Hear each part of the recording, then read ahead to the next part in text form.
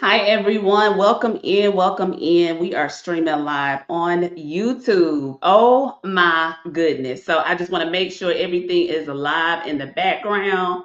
And let me tell you something. First of all, while I'm doing that, thank you to everyone who subscribed. Our goal was to get 50 subscribers, and we did just that on Thursday. And so, without further ado, here we are streaming live, and we count it all joy. Look, we don't take none of these moments for granted. So we are now alive. Awesome. Let's see. Oh, there we go. Just wanted to make sure. So we are now live. Awesome. Awesome. So welcome, welcome, welcome. As a special thank you this month, first of all, as we step into Women's History Month, as a special thank you, we are doing a special series called Women Who Build. And I was having an authentic conversation with my sister, my good friend, Nieda Washington. And let me tell you, she was the first person that got put into my spirit when I launched this series. And she gave me a yes quicker than I could even give it out of my mouth. And so I'm so excited to have her here today to share her with you as we kick off this series all month long for Women Who Build. Now, I'm going to give her bio. Then she's going to join me on stage as well. But I'm again excited to just share her with you. Nieda Washington is a licensed financial professional with over 20 years of experience in the financial services industry. After building a successful career, helping individuals and families navigate wealth strategy, investing in long term financial planning, she was forced to pause her career due to chronic illness. Instead of stepping away from the financial world, she chose to rebuild differently. Today, Nieda teaches practical wealth building strategies rooted in both Wall Street mechanics and Main Street survival. She specializes in strengthening financial literacy, building savings, and creating sustainable income streams, including digital assets that generate income without requiring constant physical energy. She is especially passionate about helping women who have had to pause their careers due to child rearing, chronic illness, or unexpected life transitions, regain financial confidence, and rebuild income on their own terms. Her approach is strategic, grounded, and deeply practical. She combines financial expertise and lived resilience, empowering women to build wealth from a place of clarity, ownership, and calm strength. Did y'all hear that? Calm strength. She is a powerhouse in her own right. And I'm super excited to have her and invite her to the stage with me and have her here in this space today. And as she comes and she joins us, thank you so much. Again, welcome, welcome, welcome. Naida, welcome. Thank you, Jessica. I'm so happy to be Yes, here. Woo! yes, I'm yes. I'm excited. excited. Yes, I'm excited to have you here. And right before we kick this off, I just want to say to you again, as we open today, and we talked about, I was telling you thank you. But as I think about over the years, how we met, first of all, knowing you Mhm. now, I feel like 5 years or more, we met, through Patrice Washington, through Purpose the platform. But that purpose, I feel like, was even bigger than that moment.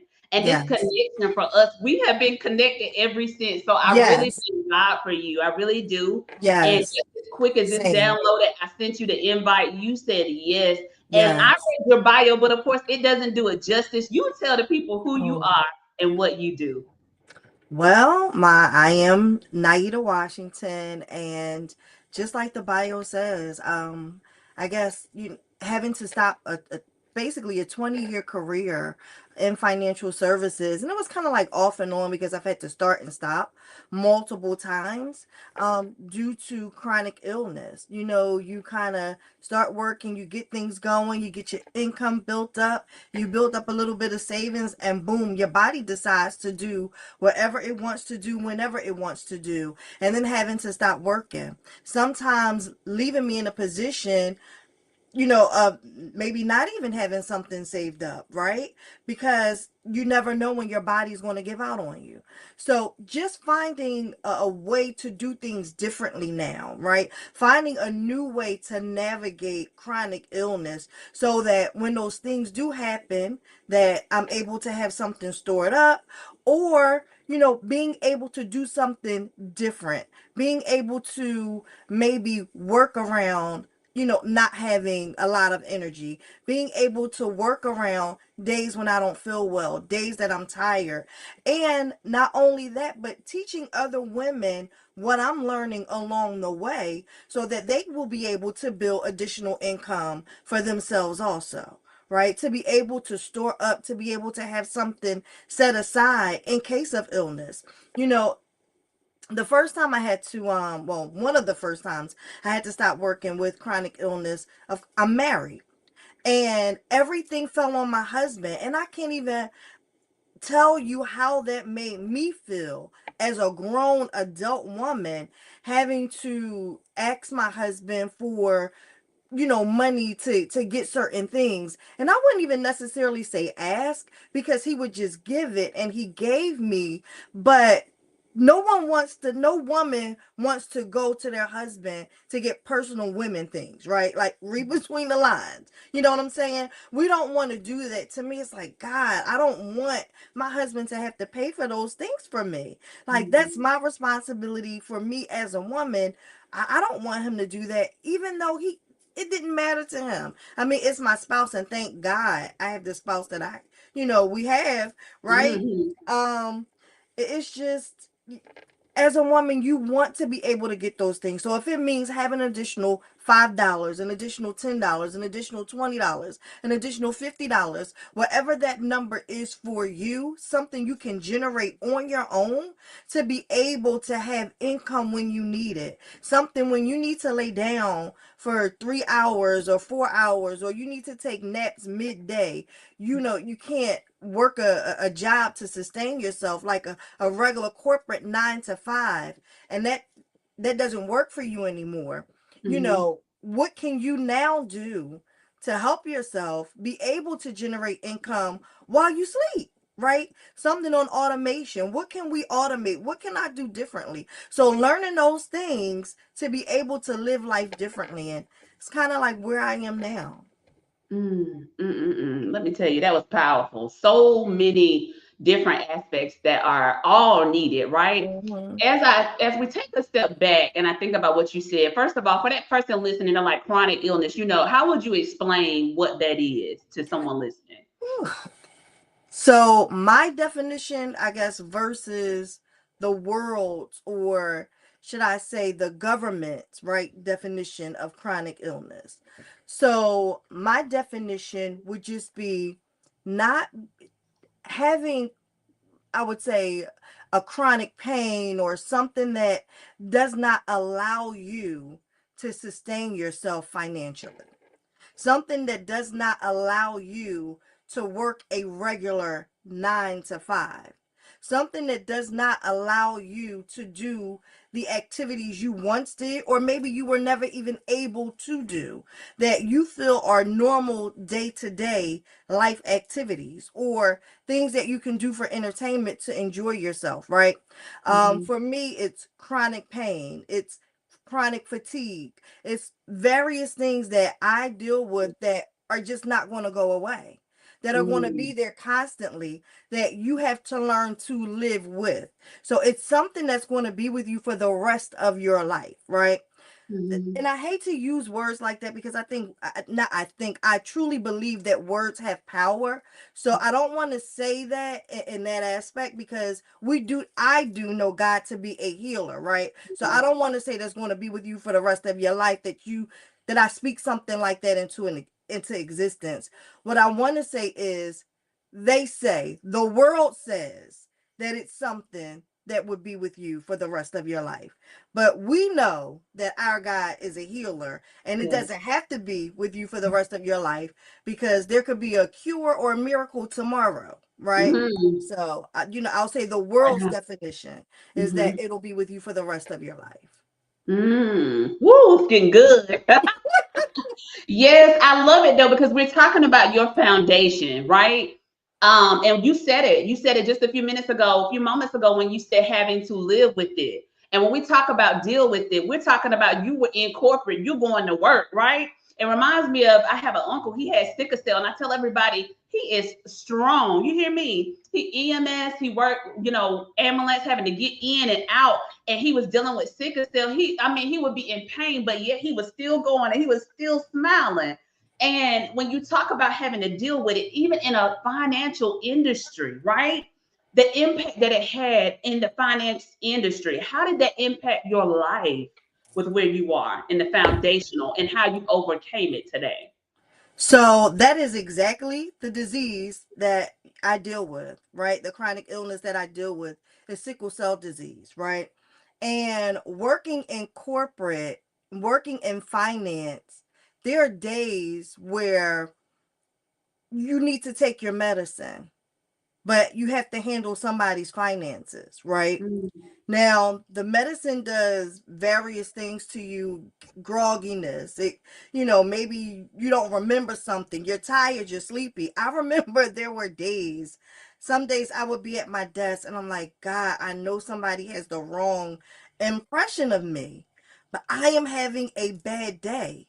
I mhm, am not feeling well, and I'm trying to take my medicine. I'm trying to handle my calls, trying to manage my clients, and I'm sitting at my desk in pain, needing to take my medicine.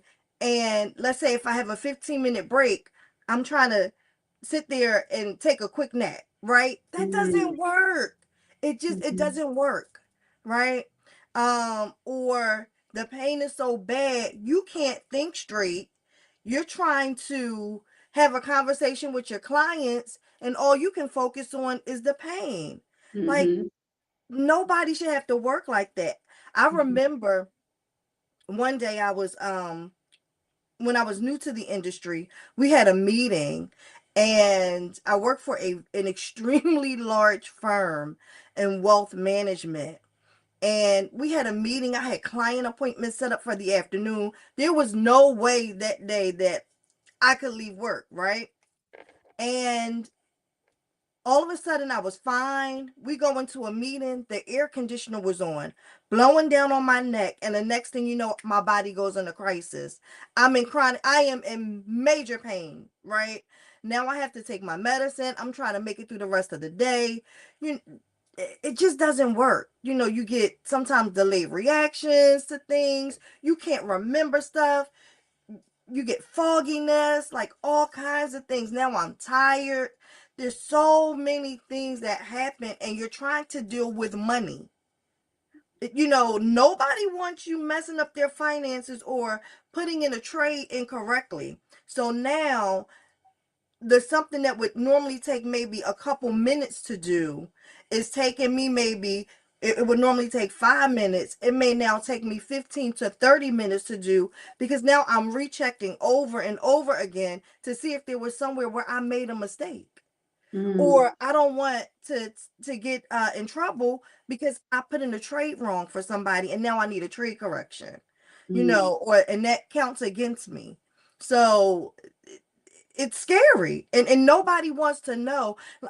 If you say on the if somebody knew on the other end of that line, like, hey, this person is dealing with something, they have a chronic illness, they're not sure if they put my trade in correctly, I don't want them handling my finances.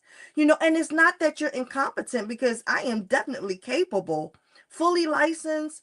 It's just on bad days, when my body just not doesn't cooperate. mm, So needing to find something to do, and corporate America doesn't care how you feel today. mm, There's a regimen that you need to follow. There are things that need to be done. They don't care that your body and your pain level is on a 10 today. They could care less. They don't care that you come in on a 10 probably every day. They don't care.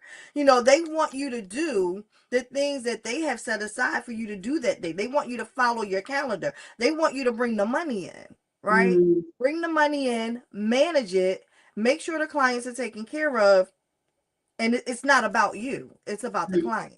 mm, So it leaves no room. in my opinion, to be sick Mm-hmm. or dealing with a chronic illness. Mm, wow, that's so real, and it's just all fitting into our topic about women who build. Like just to hear you talk about this, to hear how you overcome it, and how you yet still you found ways, and you're yet still building in the midst of it all. You're not allowing it to stop you. That's what I love. You're like, look, this is what I dealt with. This is how you can overcome it, and I appreciate your vulnerability and you sharing those moments, the highs, the lows with us. I want to hear because I know you were talking about the financial industry. How did you get into the financial industry? What was Whew, that driver? What motivated you to even want to go into finance? that's a loaded question. So that's it's kind of funny too. I was working at Verizon, right? And we had like a training program that we had to go through at the time. And at the end, like I want to say like at certain parts of the program, like you were tested. Like they would give you a test, you go to the next level. And I was on like the last part to like have the job like 100%.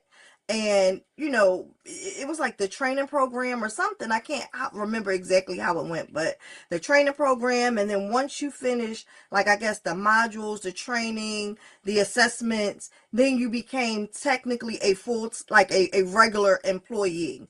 Mm, But we were in the union because I think the whole training program was like a year or something like that. So they did make us union members like during that time. But anyway, during the time I was in the program, just out of nowhere, unexpectedly, my mom passed away. She had mm, a massive heart attack at the age of 44, right? No life insurance, no money set aside, no nothing in the bank account.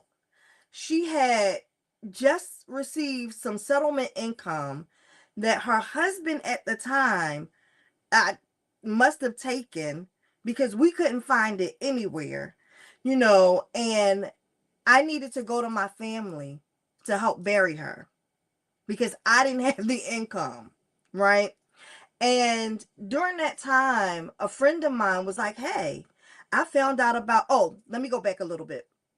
So during the time after losing my mom, I was still in the training program and I needed to be tested. So the supervisor that was over the program went on vacation. She told my immediate supervisor, don't test her. Put her through. She's done well up until this point. Let her go. There's no way in the world this young lady is going to be able to take this test. Like mentally, she's not there. Now, maybe she had lost her mom. I don't know. Didn't have the opportunity to talk to her. However, there was a young lady that my immediate supervisor I had some friction with.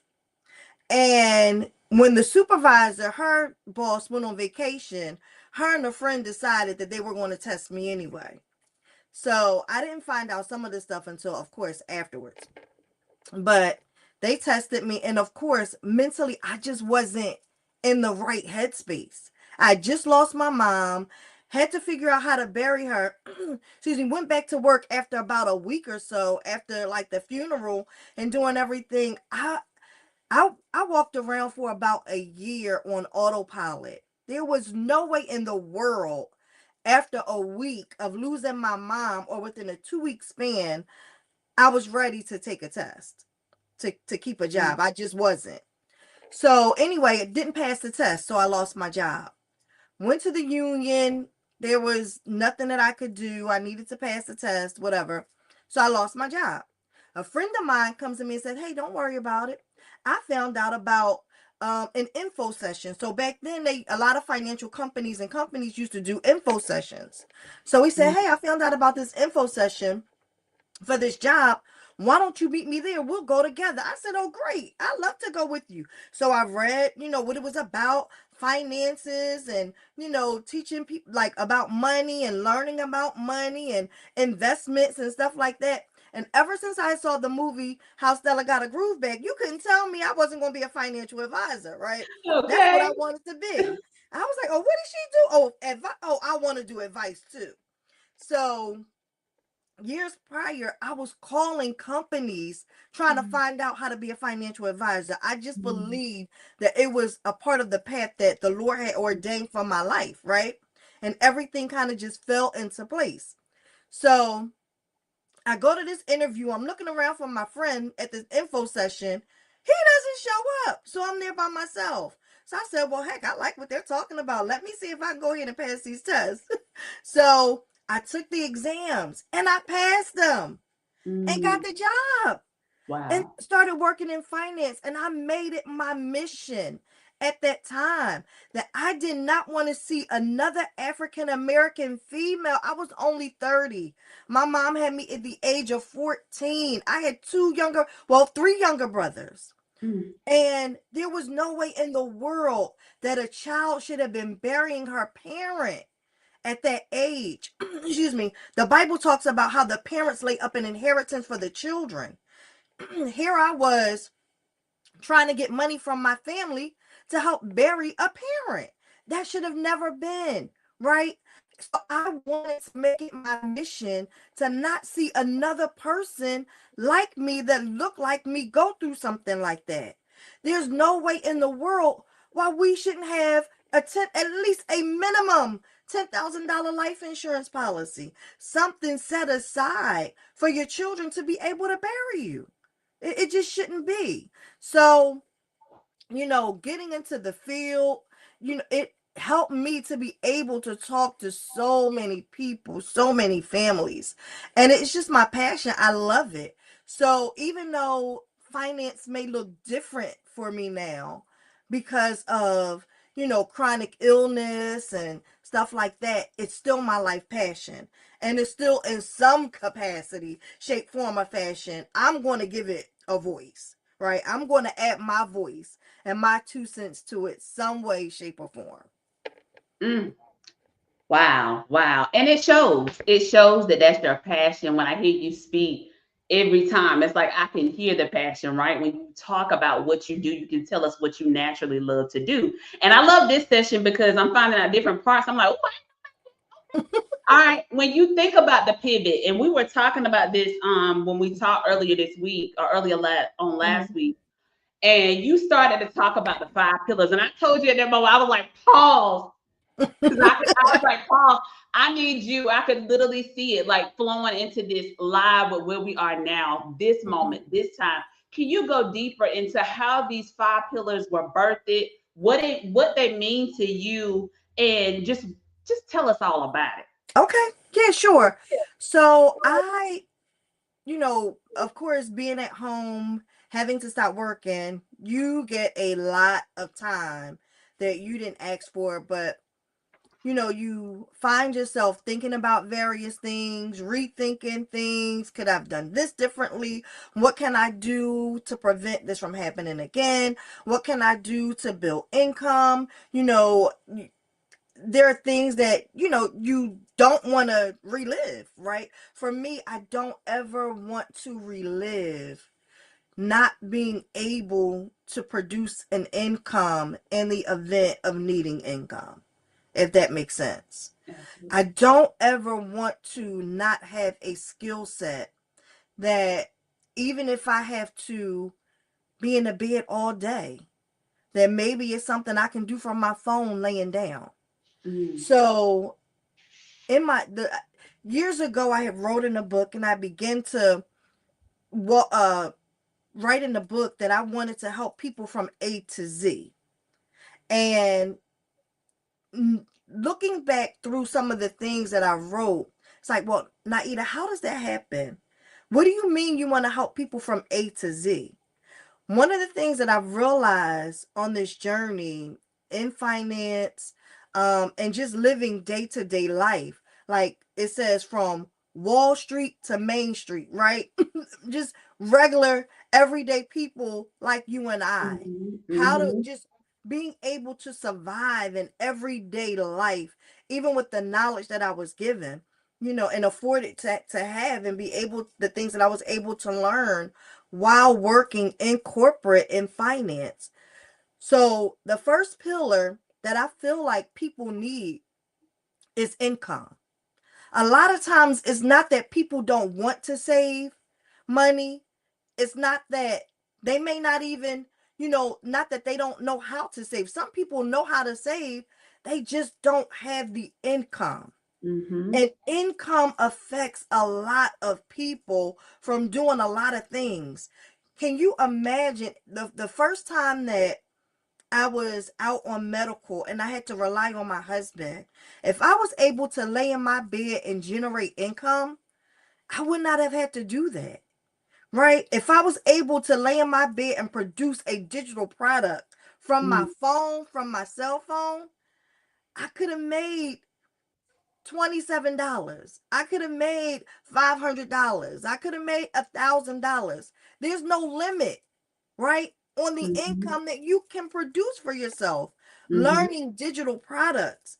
Mm-hmm. And the thing is, you don't have to create something new. You can use it from your own knowledge, something that you've done, a job that you've worked. We all are blessed with different skill sets. Yes. So what is the skill set that you have that you can bless other people with, that knowledge? So for me, it's financial literacy. For me, it's various things. I mean, there's so many things that I love to do, and so much.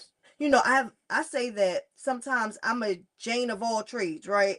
There's so many things that I know a little bit about, right? But I know a lot about finance. I know a lot about money. I know a lot about managing that.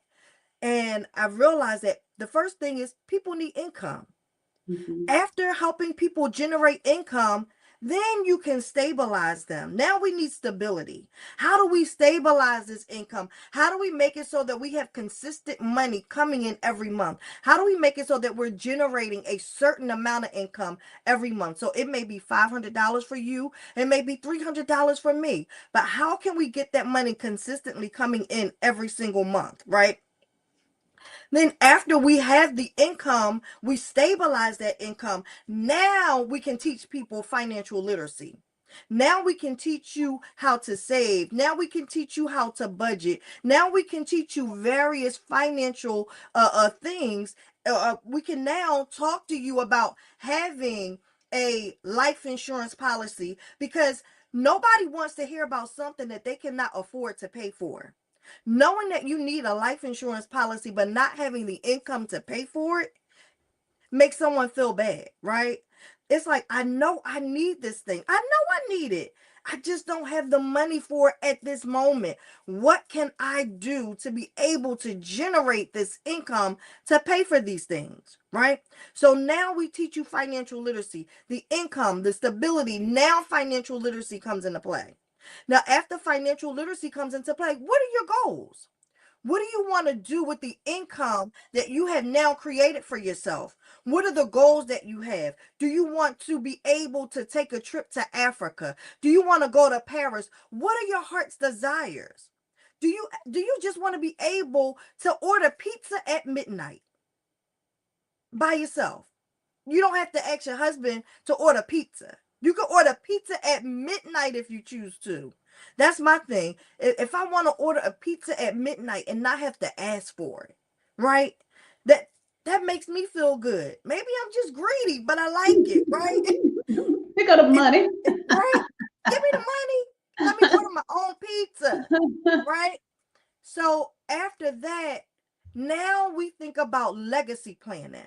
Now we think about laying up that inheritance, right, for our children. Now we say, how can we take this money and have it make additional money? How can we have this money reproduce so that now we leave a legacy? We lay up an inheritance for those that are to come behind us. How do we make this money move and shift into the next generation? How do we lay up investments for the next generation that's going to come behind us? How do we lay up college planning for the next generation that's going to come behind us? Now we can have something for our family so that others that can go to college behind us, right? Maybe my grandbabies can go. My grandbabies can go to college because maybe I set up a trust fund for them, right? How do I now take the money that I've made and make it, or help it to leave a legacy, right?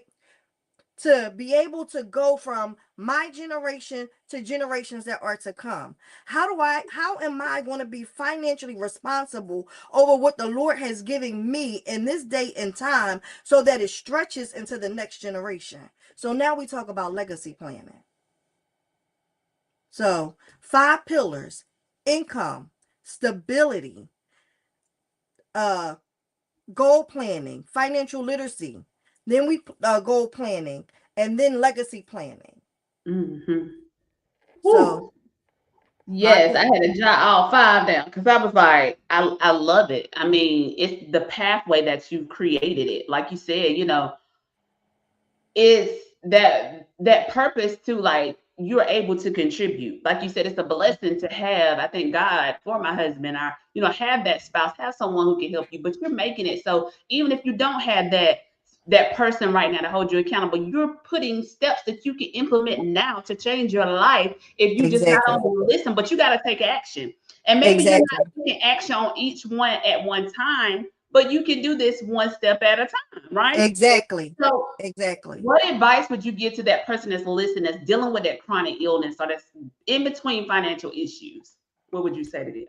I would say find you a digital product, create a digital product. Learn how to make yourself a digital product. Put it on automation because that's something that you can do from your bed. It's something that you can do on the days that you're feeling good or you have a little bit extra energy. Those are the days that you work. On the days that you don't feel good, those are the days that you automate, right?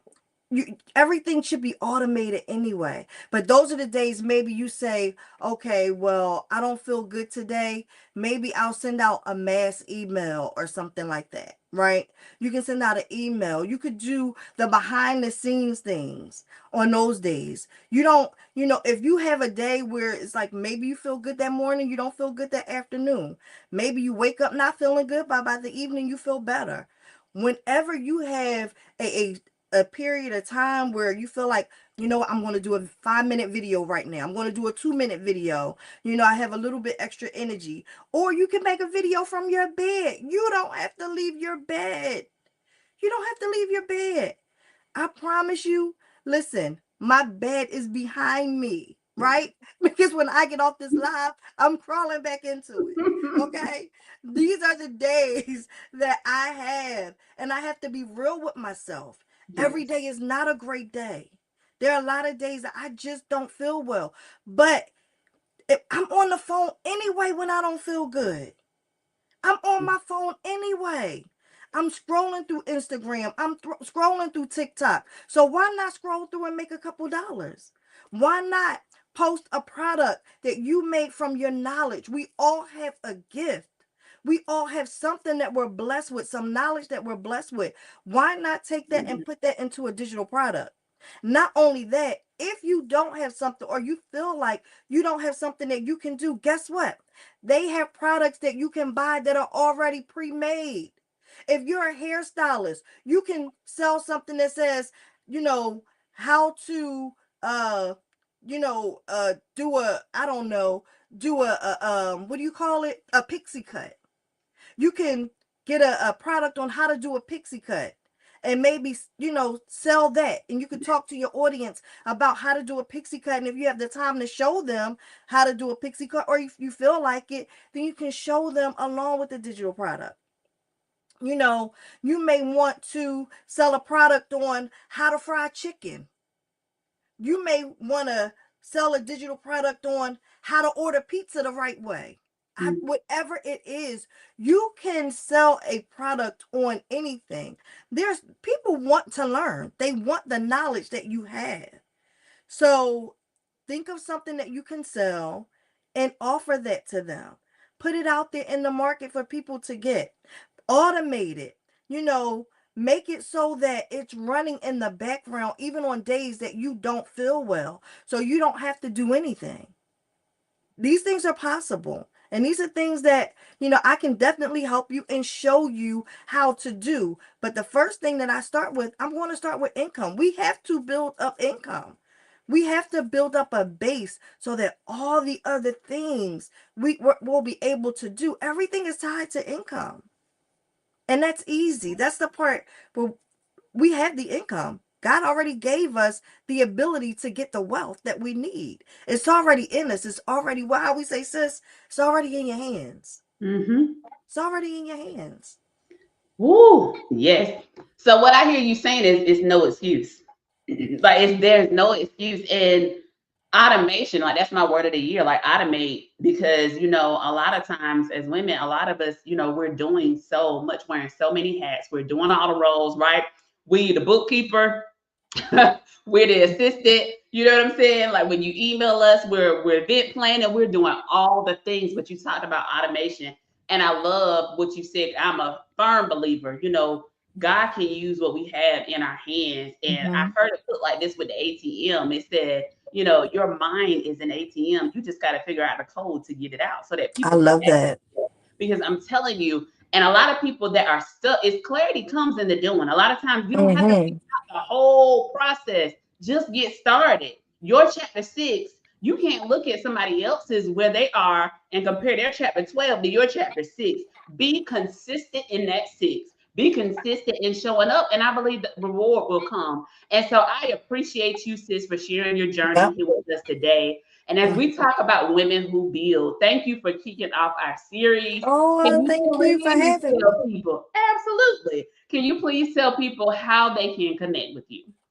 Sure, you can follow me on Instagram at Financial Misfits, and it's on Instagram. I am Financial Misfits on TikTok, and I do have a Financial Misfits Facebook page. So you can follow me at Financial Misfits. Also, if you go to my Financial Misfits Instagram, I do have a free product, and there are 10 ideas that you can do to start a digital product this weekend to get you started with a digital product. So I have 10 digital product ideas that you can do this weekend on my Instagram. So all you have to do is click the link in my bio. You can get it for free. Wow. Yes, yes, yes. So be sure to click the link. Look, if you are catching the replay, I want you to do me a favor and drop replay in the messages in the chat. Put your biggest takeaway. We talked about those 5 pillars really stand out: money, your income, stability, financial literacy, goals, goal planning, and legacy planning. Like all of those are important. And so I really want you to take this information. Get ready, get ready, get ready all month long. I invite you to join me every Sunday during the month of March in celebration of Women's History. We are doing a series, and a special thank you for our YouTube newly launched channel. 50 people said yes right away to get us started. So, as a special thank you, we are launching this series. We're not sitting on it, right? We're Yes. launching, we're going forth, and we're doing the things. And so, I do not want you to miss on top of these 5 sessions, right? It's 5 Sundays in March. Wow. So I was like, sis, hold on. When I invited her to come, I was like, that's like tomorrow week here. And so I appreciate her.